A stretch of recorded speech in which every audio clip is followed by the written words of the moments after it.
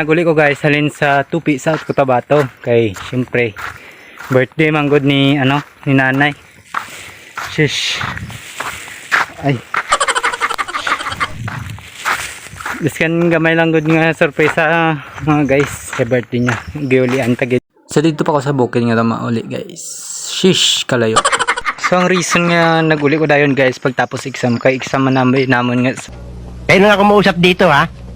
Nakakapikon to, hindi ko maintindihan. namon nga subong kay birthday ni nanay. Kag syempre guys, special day man ni nanay. Tapos kin gamay lang nga salo-salo good, no? I-celebrate naman. Aman yung basa kanyo ginay mo naman guys. Magiyan lang siya palakat sa farm. So kaya ito nag-apit diri guys. Kaya nagkuha tas ang aton nga bag na ton. Medyo gabi na siya guys.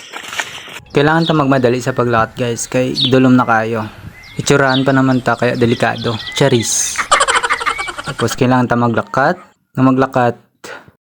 So hi guys, finally ara nagid ko diri sa farm. Isip na mapatay ko guys. Ulabi kami diri sang kurente sa bukid guys.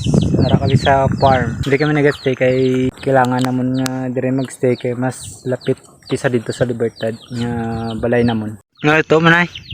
Nabasa. So diri guys, hindi bala nila nanay nga may dala ko surprise para sa ila. Skan gamay lang good, tapos pinangatag ko na.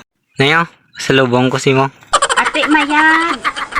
Tama na nga po kuno na yung ginakuha mo man Japon. Nakatiraw ka kinakanta. Kag syempre giatagan ko na si tatay. Kaunta guys. So diri guys, nagkaon na kami. So ang handa ni nanay is tong kalabasa nga dala ko halin Tupi.